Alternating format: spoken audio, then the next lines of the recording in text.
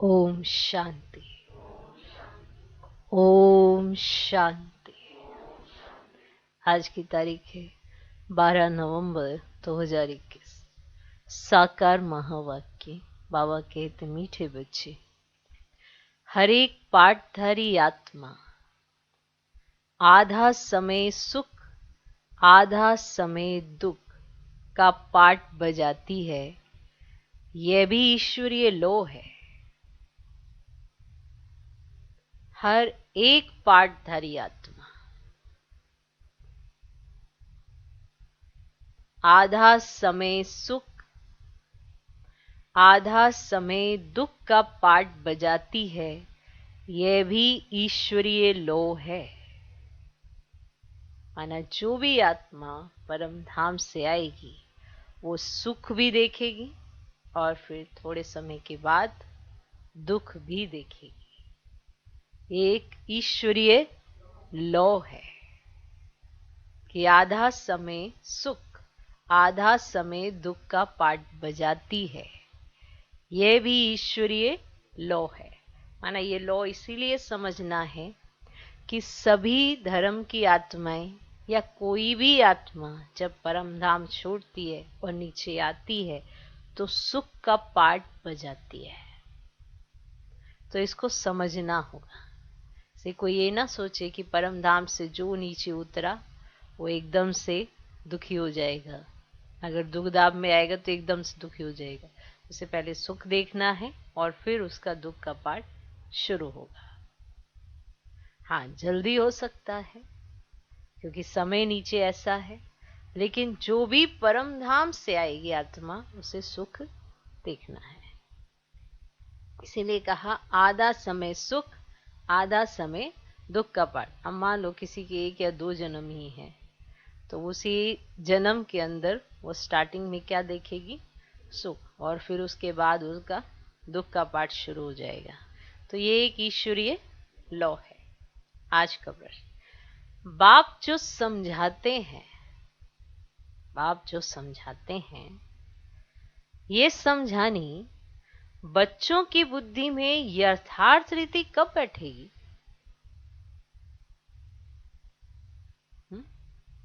ऐसे बहुत विशेष प्रश्न है। बाबा ने समझाया, यथार्थ रीति बच्चों की बुद्धि में ये कब बैठेगी? माना जो बाबा समझा रहे हैं उसी हिसाब का बाबा देखना चाहते हैं कि बच्चों की बुद्धि में कब बैठेगा। यथार्थ रीति का अर्थ यही होता है। अब हम आपको कुछ बताएं, आप भी वैसे ही समझ जाएं जैसा हमने कहा है, तो उसे कहा जाता है ना कि हाँ, इसकी प्रेजेंस ऑफ माइंड ठीक है। माना प्रेजेंट में है, जो इसने जल्दी से कैच कर लिया कि कहा क्या जा रहा है। इसी तरह से भगवान हमें जो समझाए वो हम यथार्थ रीति समझ जाएं, ये कब होगा? बाबा हमें समझाए और ये समझानी बच्चों की बुद्धि में यथार्थ रीति कब बैठेगी? अब देखो, भगवान ने कहा तुम आत्मा हो। भगवान ने कहा ये देह तुम्हारा आधार है पुरुषार्थ करने के लिए, पाठ बजाने के लिए। कितनी सरल सी बात है ना। पर इसमें भी हमारे पास बड़े सारे रीजन होते हैं। भगवान ने ये भी तो कहा इधर भी देखना है उधर भी देखना है, फिर देह तो आ जाती है ना बीच में। तो जो हमें परमात्मा कह रहे हैं वो हम यथार्थ रीति कब समझेंगे कि वैसा ही समझे जैसा वो कह रहे हैं। यथार्थ नहीं समझ पा रहे, इसीलिए तो हर बात में प्रश्न उठ जाते हैं। ऐसा क्यों, ऐसा क्यों, ऐसा क्यों? वरना वो जो कहें ऐसा क्यों तो उठ ही नहीं सकता। ऐसा ही है, उन्होंने कहा है। जो आदि मध्य अंत को जानते हैं उन्होंने जो कहा उस पे क्यों कैसे उठेगा? आप नहीं आगे देख सकते, वो तो जानते हैं ना आगे क्या होने वाला है। उन्होंने कहा ऐसा नहीं करना, ऐसा करना। फिर भी यथार्थ रीति बच्चों की बुद्धि में नहीं बैठता। क्यों? उत्तर उसका बहुत ही सिंपल सा उत्तर है, बहुत सिंपल। मान लो अगर हम आपको कुछ कहते हैं, आपको समझ ही नहीं आ रहा है, क्यों? क्योंकि उस बुद्धि में बहुत कुछ घुसा हुआ है। आपको हमारी बात कब स्पष्ट समझ में आएगी? जब बुद्धि शुद्ध होने, माना भगवान जो हमें कहे वो हमारी बुद्धि में यथार्थ रीति बैठे, उसके लिए होगा तब कब? जब बुद्धि शुद्ध बनेगी। बुद्धि सबके पास है, पर वो अगर बुद्धि कोई और कार्य कर रही है तो फिर परमात्म कार्य कैसे करेगी? ना ही वो कैच कर सकती है, ना ही वो समझ सकती है। फिर रोज अपने आप को बताओगे, बाबा ने आज ऐसा कहा, बाबा ने आज ऐसा कहा। रोज कहोगे आज ऐसा कहा, आज ऐसा कहा। जो कहा है वो पहली बार तो कहा नहीं है, पर हमें याद नहीं है, हर रोज भूल जाते हैं। तो बाप जो समझाते हैं, ये समझानी बच्चों की बुद्धि में यथार्थ रीति कब बैठेगी? उत्तर, जब बुद्धि शुद्ध बनेगी। जितना जितना जो पुरुषार्थ कर खाद निकालते जाएंगे, जो पुरुषार्थ करके खाद माना ये अवगुण, ये बुराइयां, ये कमियां, ये कमजोरियां जो अपने से निकालते जाएंगे, उतना बाप की समझानी बुद्धि में बैठती जाएगी। उतना बाप की समझानी बुद्धि में बैठती जाएगी। बड़ी मेहनत करके भगवान समझाने की कोशिश करता है, हम हाँ हूं कर देते हैं, और फिर देखते हैं दूसरे तीसरे दिन फिर वैसे ही हो जाते हैं। तो जितना जितना जो पुरुषार्थ कर खाद निकालते जाएंगे, उतना बाप की समझानी बुद्धि में बैठती जाएगी। अभी तक बच्चे सतों तक भी मुश्किल पहुंचे हैं। अभी तक बच्चे सतों तक भी मुश्किल पहुंचे हैं। हर एक का पुरुषार्थ अपना है। देखो, पुरुषार्थ से हम उस पोजीशन को प्राप्त करेंगे। पुरुषार्थ से हमारी बुद्धि बाप की हर बात समझने लगेगी। बिना पुरुषार्थ के बाप की बात समझ भी नहीं आती है, और बिना पुरुषार्थ के किसी की बात भी नहीं समझ आती है। अगर हमारी बुद्धि कहीं और व्यस्त है ना, तो वो साधारण सी बात भी हमें समझ नहीं आती है। तो हर एक का पुरुषार्थ अपना है। कोई सतो है तो कोई तमो भी है, लेकिन बनना है सतो प्रधान। कोई सतो है तो कोई तमो भी है, लेकिन बनना है सतो प्रधान। तो बाप जो समझाते हैं, ये समझानी बच्चों की बुद्धि में यथार्थ रीति कब बैठेगी? उत्तर, जब बुद्धि शुद्ध बनेगी। जितना जितना जो पुरुषार्थ कर खाद निकालते जाएंगे, उतना बाप की समझानी बुद्धि में बैठती जाएगी। अभी तक बच्चे सतो तक भी मुश्किल पहुंचे हैं। हर एक का पुरुषार्थ अपना है। कोई सतो है तो कोई तमो भी है, लेकिन बनना है सतो प्रधान।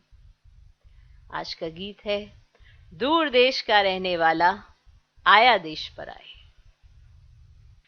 ओम शांति। जब मेले व प्रदर्शनी में बच्चे समझाते हैं, तो जो समझाने लायक बातें हैं वह जरूर समझानी पड़े। इसमें यह तो जरूर समझाना पड़े कि सब ब्रदर्स, माना सब आत्माएं, सब ब्रदर्स का बेहद का बाप एक ही है। यह भी पूछना पड़ता है कि भारत का आदि सनातन धर्म क्या है। वे तो आदि सनातन हिंदू ही समझते हैं। इस्लामी, बोधि, क्रिश्चियन आदि को मालूम है कि हमारा धर्म किसने और कब स्थापन किया। भारतवासियों का हिंदू धर्म है वह देवी देवता। ये किसने और कब स्थापन किया, ये भारतवासी बिल्कुल ही नहीं जानते। ये बिल्कुल जरूरी बात है समझाने की। ये किसके भी ध्यान में नहीं आता है। प्राचीन भारत देश गाया जाता है, परंतु उन्हों को यह पता ही नहीं कि हमारा आदि सनातन देवी देवता धर्म है। हिंदू तो कोई धर्म ही नहीं है। अब तुम बच्चे जानते हो कि 5000 वर्ष पहले देवी देवता धर्म था। बरोबर उस समय लक्ष्मी नारायण राज्य करते थे। वे अपने को हिंदू नहीं कहलाते थे। अच्छा, हिंदू धर्म का भी कोई संवत होना चाहिए।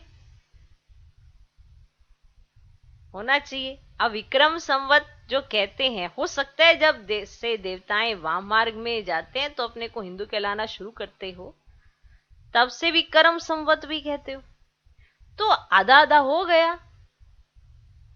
उस समय उनको आदि सनातन देवी देवता नहीं कहेंगे।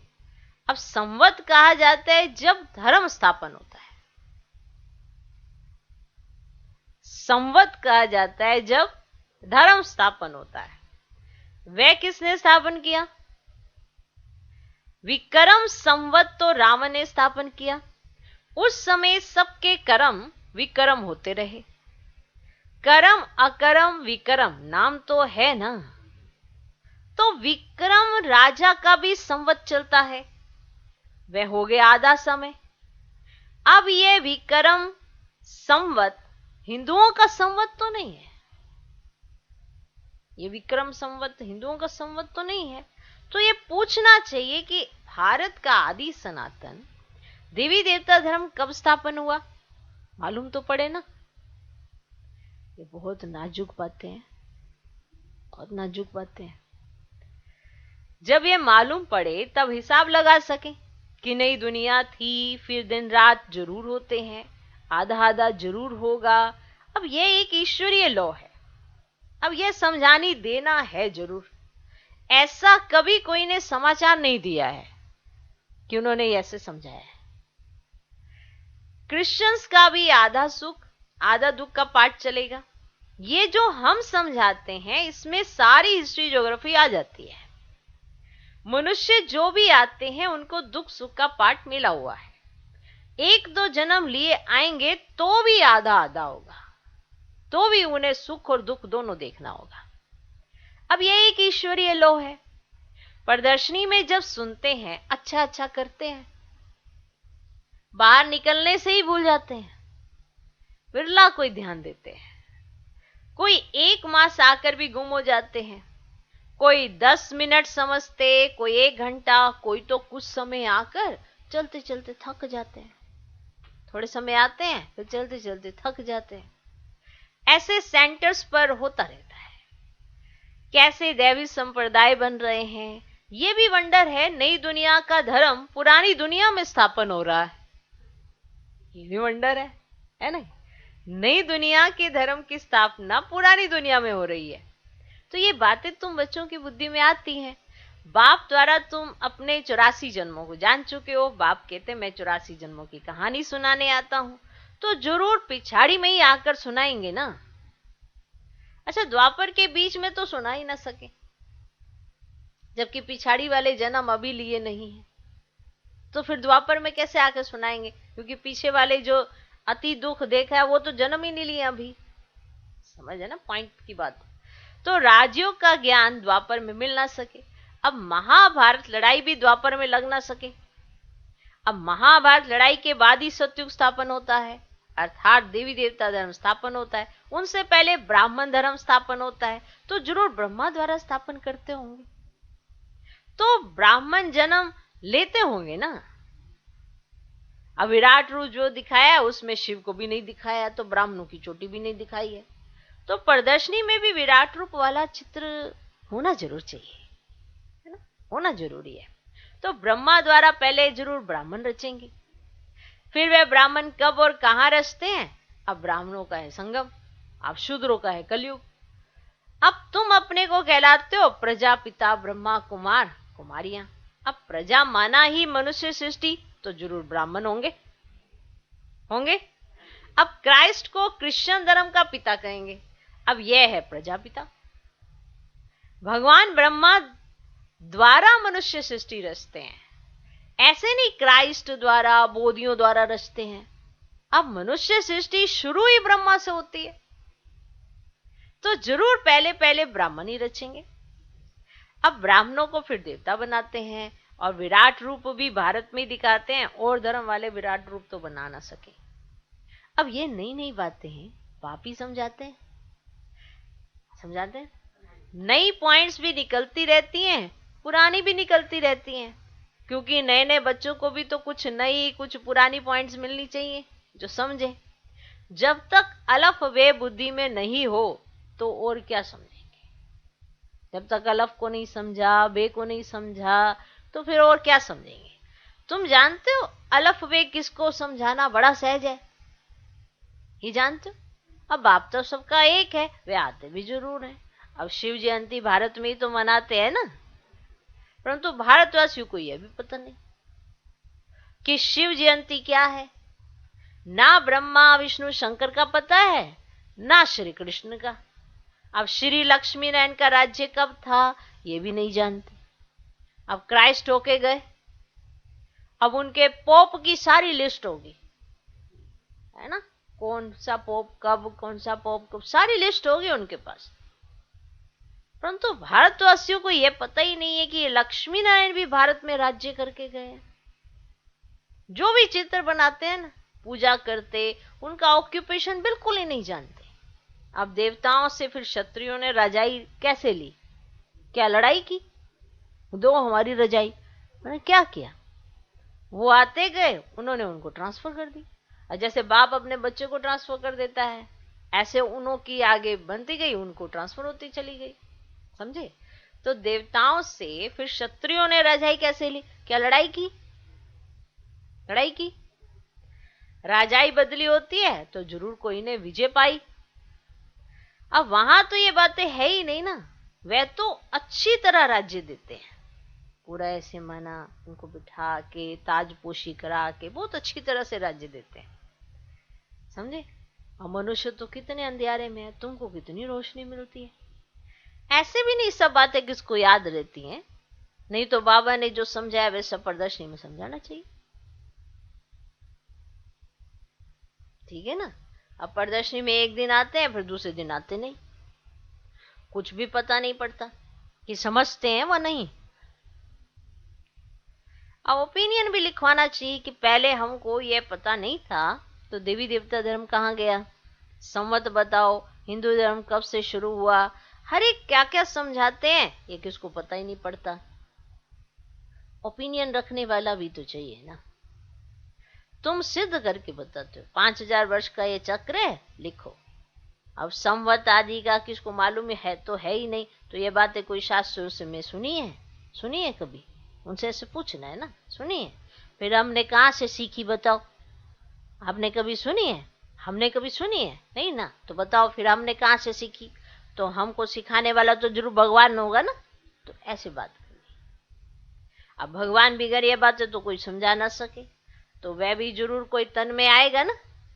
तो परमात्मा ज्ञान का सागर है, परम पिता परमात्मा ब्रह्मा द्वारा स्थापना करते हैं, आदि मध्य अंत की नॉलेज देते हैं, तो उनका नाम है ना शिव। भक्ति मार्ग में उनके ढेर नाम रख दिए हैं, अब कम से कम 1.5 लाख अपनी अपनी भाषा में उनके नाम रखते हैं, इतने तो होंगे ही, है ना, सबकी अपनी अपनी भाषाओं के अलग अलग नाम है ना, तो इतने तो होंगे ही, कम से कम 1.5 लाख। अब बच्चों को रोज कितना समझाते हैं, परंतु अर्जुन बुद्धि माना ऐसे समझाओ, ये करो, ऐसे बात करो, उस तरह से बोले, फिर आप इस तरह से बोलो, मुरली में सब बताया जाता है, कैसे वो बोलें, फिर कैसे आप बोलो, फिर आप ऐसे पूछो, फिर ऐसे पूछो, फिर आप ये बोलो, ऐसे शास्त्रों में तो नहीं लिखा हुआ, फिर आप उनसे पूछो आपने कभी सुना, देखो हमने तो कभी सुना नहीं था, फिर हमें भी तो किसी ने सुनाया होगा ना, तो ऐसे पूछो। तो बाबा बच्चों को तो देखो रोज कितना समझाते हैं, परंतु अर्जुन शुद्ध बुद्धि बने नहीं है ना, इतना रोज समझाया जाता है, ऐसे करो ऐसे करो ऐसे करो, परंतु अर्जुन शुद्ध बुद्धि बने नहीं है। पुरुषार्थ करते रहेंगे तो खाद निकल जाएगी, पुरुषार्थ करते रहेंगे तो खाद निकल जाएगी ना। अब तक तो बच्चे सतों तक भी मुश्किल पहुंचे हैं, उसमें भी कोई तमो, सतो प्रधान सतो रजो तमो, इसमें भी नंबरवार है। हर एक का पुरुषार्थ अपना अपना चलता है। इस समय मनुष्यों की यह विनाश काले विपरीत बुद्धि, और सिर्फ पांडवों की थी प्रीत बुद्धि, अब उनों की विजय हुई। असुर और देवता है दोनों मनुष्य, ऐसे नहीं कि असुरों की कोई भयानक शक्ल होती है ना, वे तो लड़ाई में गोले गैस आदि से बचने के लिए ड्रेस आदि पहनते हैं, वैसे ऐसे वो बनाते हैं ना, वो लोहे के ऐसे ऐसे, वो तो गोलों से, है ना, ऐसे उनसे, ऐसे उनसे बचने, गैस, फिर वो ऐसा मुखोटा सा, ऐसा ना उनकी भयानक सी शक्ल हो जाती है। कोई है तो मनुष्य ही ना, वो तो कॉस्ट्यूम ऐसे पहन लेते हैं। तो वह है आसुरी संप्रदाय और तुम राम संप्रदाय, क्योंकि तुमने 5 विकार छोड़े हैं, है ना। तो पवित्र बन, सारे विश्व पर तुम राज्य करेंगे, तुम्हारी कोई के साथ लड़ाई नहीं है। बाबा कितनी बातें समझाते हैं। कोई मास दो आकर फिर थक जाते हैं, फिर समझा जाता तकदीर में नहीं है। 1-2 मास आएंगे, फिर थक जाएंगे, कोई ना कोई पॉइंट उठा लेंगे, कोई ना कोई बात का संशय बैठ जाएगा, थक गए, फिर क्या समझेंगे बाद में बाबा, इनकी तकदीर में नहीं है। साधारण प्रजा में तो आएंगे, प्रजा तो ढेर बनने वाली है ना। अभी भी देखो प्रजा कितनी है, किस तरफ अन्न की कमी होने के कारण मनुष्य भूख में भी मर जाते हैं, तो कोई तरफ बारिश ना होने से अकाल भी पड़ जाता है। तो इसमें गवर्नमेंट क्या करेगी बताओ? ये तो नेचुरल कैलेमिटीज है ना। अब कहीं बारिश नहीं हो रही है तो इसमें गवर्नमेंट क्या करेगी बताओ? अकाल पड़ रहा है, इसमें गवर्नमेंट क्या करे? नहीं कर सकती ना कुछ, वो बारिश थोड़ा ला सकती है। तो ये तो नेचुरल कैलेमिटीज है। अब तो मूसलाधार बरसात भी पड़ेगी, विनाश तो होना है। तो तुमने जो साक्षात्कार किया है ना, वे सब प्रैक्टिकल में होगा। साक्षात्कार में एक कृष्ण का महल देखेंगे, सारा तो नहीं देख सकेंगे।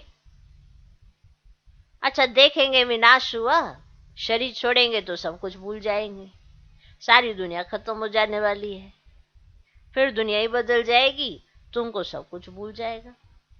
दुनिया बदल गई, तुमको जो देखा था, तुमने समझा था, वो सब कुछ तुमको भूल जाएगा। अब देखो इतना सारा ज्ञान, इतनी सारी समझ, सब निकल जाएगी बुद्धि से, सब भूल जाएगा। अभी तुम्हारे में शुरू से लेकर अंत तक की सब नॉलेज है बताओ, है ना।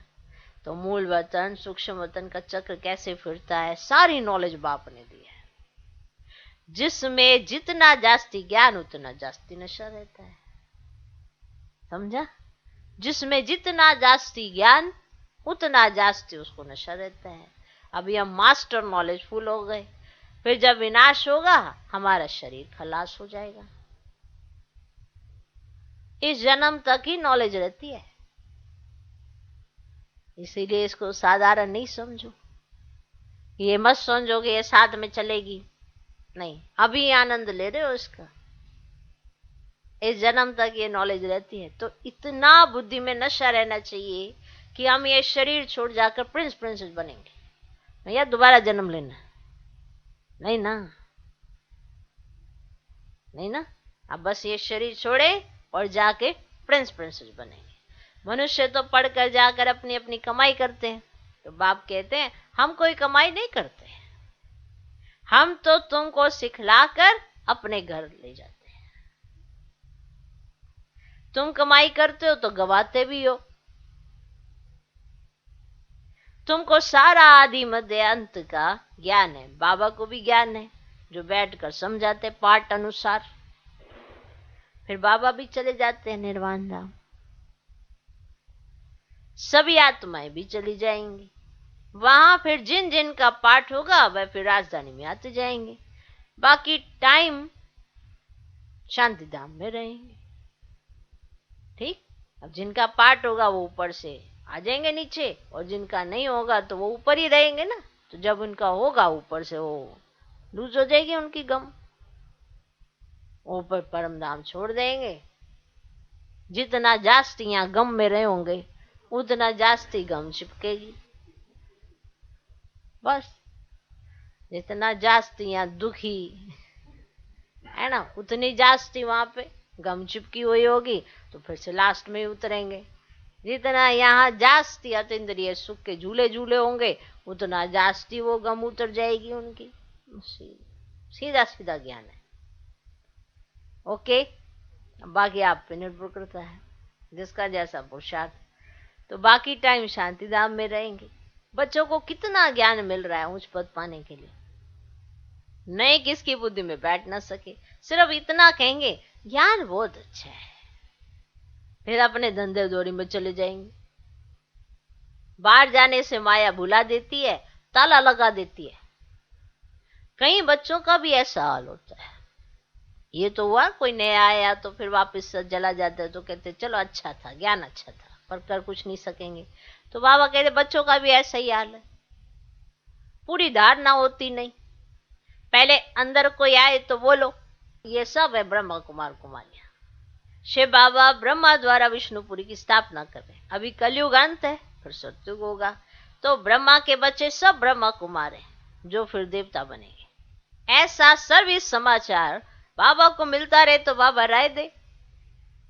बताओ ना बाबा को कि ऐसा कोई आया फिर हमने उसको ऐसे समझाया, फिर ऐसा आया फिर हमने उसको ऐसे समझाया, तो फिर बाबा उनको राय दे। परंतु बाबा को पूरा सुनाते नहीं है,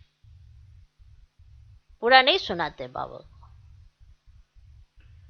भूतों पर ग्रहचारी लगती है, ग्रहचारी बैठ जाती है भूतों पर। अभी अभी देखो फर्स्ट क्लास, कल देखो थर्ड क्लास बन पड़ते हैं, कल देखो थर्ड क्लास बन पड़ते हैं। ग्रहचारी ना होती तो आश्चर्यवत भगंती क्यों होते? ग्रहचारी हुई तभी तो भगंती हुए ना, तभी तो उन्हें लगा ऐसा क्यों वैसा क्यों। कभी अपने आप से पूछ के देखा तुम ऐसे ही क्यों हो? इतना तो बाबा तुमको समझाते हैं, फिर भी तुम्हें समझ नहीं आता। बस दूसरों का ये ऐसा क्यों, वो वैसा क्यों, वो वैसा क्यों, ये ऐसा क्यों। ग्रहचारी ना होती तो आश्चर्यवत भगंती क्यों होते? जो बच्चे प्रदर्शनी में अच्छी तरह जाकर सर्विस करते हैं वे अपना समय भी सफल करते हैं। बाप दादा को कभी नहीं छोड़ना चाहिए। बाबा बच्चों को कुछ भी बोलेगा फिर फौरन प्यार भी करेगा। बाबा की दिल पर बच्चों का कुछ भी रहता नहीं है। बाबा नहीं ऐसे स्टोर कर, बच्चे स्टोर करते हैं एक दूसरे की बात को। बाप दादा अगर बच्चों को कोई समझा नहीं देगा, कुछ ऐसे बताएगा कि ऐसा बच्चे तुमने क्यों किया, ऐसा तुमको करना नहीं चाहिए, ऐसे बोलेगा, फिर जट दूसरे ही पल में देखोगे बाबा साहब भूला हुआ होगा, फिर प्यार भी करेगा। समझे? ऐसा है बाबा, ऐसे नहीं मनुष्यों की तरह एक बात को पकड़ लिया तो पकड़ लिया, सारी उम्र शक्ल ही नहीं देखनी है। ऐसा बाबा नहीं है। मनुष्य की ऐसी वृत्ति हो जाती है। तो बाबा बच्चों को कुछ भी बोलेगा फिर फौरन प्यार भी करेगा। बाबा की दिल पर बच्चों का कुछ भी रहता नहीं है, इतनी विशेष बात है। अगर बच्चे याद रखे तो बाबा को याद नहीं कराना, अपने को याद रखना कि बाबा मेरा ऐसा है, मैं कैसा हूं। मैं तो हर बात नोट करके डायरी में नोट करके रखता हूं, और बाबा समझानी देता है फिर प्यार भी करते हैं। ये तुमने अच्छी एक्ट नहीं की बच्चे, फिर प्यार भी करते हैं। तुम में ये ताकत है, तुम कर सकते हो। पर अटेंशन भी खिंचवाएगा। ऐसा थोड़ा बाबा वो थोड़ा बच्चा बनाना चाहता है कि बस लाड प्यार ही करता रहे, सिखाना भी तो चाहता है ना। और टीचर जब सिखाता है तो कैसे सिखाता है? बताता है ना कि यहाँ ये भूल हो रही है। फिर बाप प्यार भी करता है, टोली भी खिलाता है, खूब टोली खिलाता है। क्यों खिलाता है टोली इतनी? ये टोली खिलाना क्या है? ये निशानी है ना प्यार की। अब बच्चे बाहर जाएंगे, हाँ, बाहर कुछ भी देखें दिल बित बित नहीं करेगी, इतनी टोली खाई है ना। बाहर कोई भी रेडी देख के तुम्हारी दिल नहीं होगी ये खा लो। क्यों? बाबा ने खिलाई हुई है, सब खिलाए हुए बाबा ने। कभी दिल नहीं करेगा बाहर कुछ भी देखने का। और बाबा तुमको कितने एकदम प्योर सब शुद्ध शुद्ध ऐसे उसमें बना के देते हैं। और वैरायटी इतनी, बताओ, टोली है ना बाबा की। बाबा बच्चों को कुछ भी बोलेगा फिर फौरन प्यार भी करेगा। बाबा की दिल पर बच्चों का कुछ भी रहता नहीं है। यह सिर्फ शिक्षा देने के लिए सिखलाते हैं कि ऐसे नहीं करो, ऐसे नहीं करो, ये गलत है, ये गलत एक्टिविटी है। शिक्षा देने के लिए सिखलाते हैं। यहाँ बच्चों को टोली खिलाई जाती है क्योंकि बेहद का बाप है ना, रोज टोली खिलाते। तो यहाँ बच्चों को टोले खिलाई जाती है, क्योंकि बेअद का बाप है ना। लौकिक बाप बाजार से आते हैं तो बच्चे जरूर याद पड़ेंगे। बाजार जाएगा लौकिक बाप तो बच्चे नहीं याद आएंगे। अब लौकिक बाप बाजार से आते हैं तो बच्चे जरूर याद पड़ेंगे, कुछ ना कुछ टोली ले जाते हैं। बाहर सेंटर पर टोली नहीं मिलती, यहाँ बाप सम्मुख बैठा है। बाबा सब कुछ बच्चों को समझाते हैं।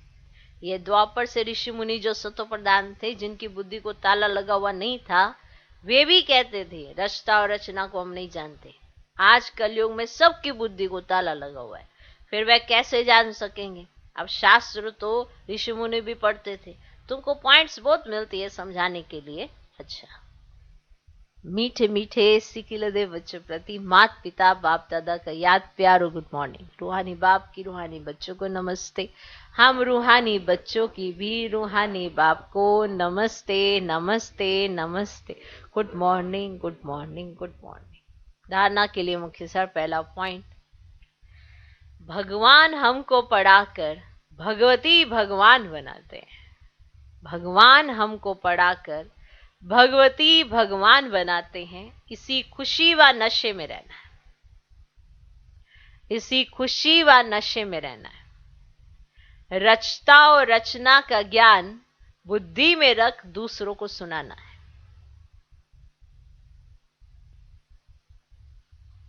रचता और रचना का ज्ञान बुद्धि में रख दूसरों को सुनाना है। दूसरा पॉइंट, जैसे बाप किसी बच्चे की बात दिल पर नहीं रखते हैं, ऐसे किसी की भी बात दिल पर नहीं रखनी है।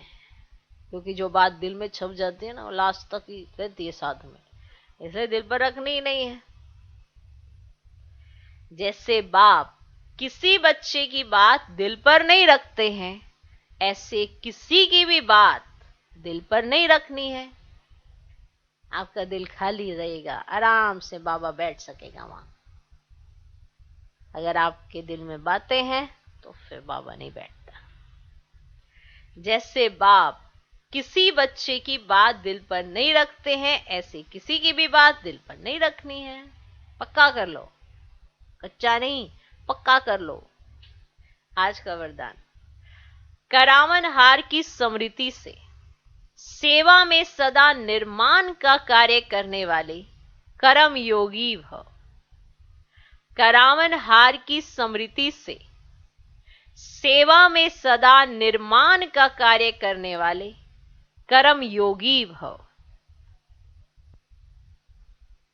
करावन हार की स्मृति से सेवा में सदा निर्माण का कार्य करने वाले कर्म योगी भव। कोई भी कर्म योगी की स्टेज में परिवर्तन करो। माना हर कर्म में अगर योग है तो कर्म योगी। तो कर्म तो हर कोई करता है, पर उसमें योग कोई नहीं करता है, और जो योग करता है वो कर्म योगी।